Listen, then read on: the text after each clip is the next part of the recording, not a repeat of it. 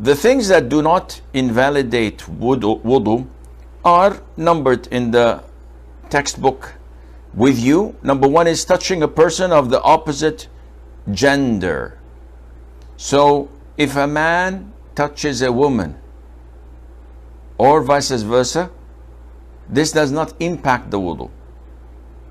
If she's a mahram, then this is no problem. But if she's a stranger to him, an un-mahram, this is sinful, but it doesn't break your wudu. The vast majority of scholars say that it doesn't break your wudu. Only Imam Shafi'i, the Shafi'i school, say that it does break your wudu. And why is that? Well, simply because Imam Shafi'i went to the Quran and he found that there is an ayah which talks about wudu and about ghusl. In Surah Al-Ma'idah chapter 5, Allah Azza wa Jal says, أَوْ لَامَسْتُمُ النِّسَاءِ.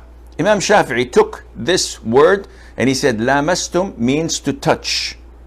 The vast majority of schools of thought said, no, this is not touching. This deals with intercourse. And this is what the sequence of ayat al-wudu. Ya ayyuhalladhina amanu idha qumtum ila salati faghsilu wujuhakum. The sequence of this ayah indicates that there are two types of ritual impurity, major and minor. The minor is lifted by performing wudu, and the major is uplifted by performing ghusl. In the case of inability to use either one, using water for either one, then you refer to dry ablution known as tayammum. And this أَوْ لَامَسْتُمُ النِّسَاءِ refers to having sexual intercourse.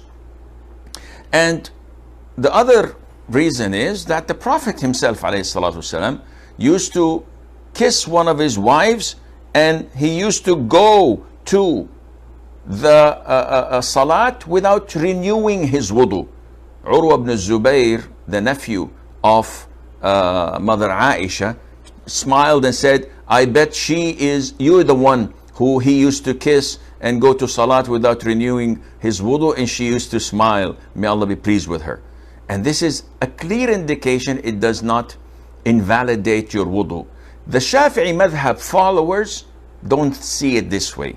And this is why it brings a lot of hardship to your life. When you are going around the Kaaba in tawaf, and by mistake, it's so crowded, you touch women right, left, and center. Of course, without your intention. This invalidates your wudu. Then what would I do? No, this hardship is not part of Islam.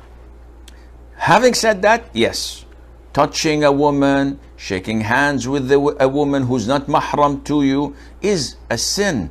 The Prophet said, alayhi salatu wasalam, it is best for a man to be stabbed in his head with a needle of iron rather than touching a woman that is not permissible for him. So this is not something that any one of us would desire or want once they know the consequences over that.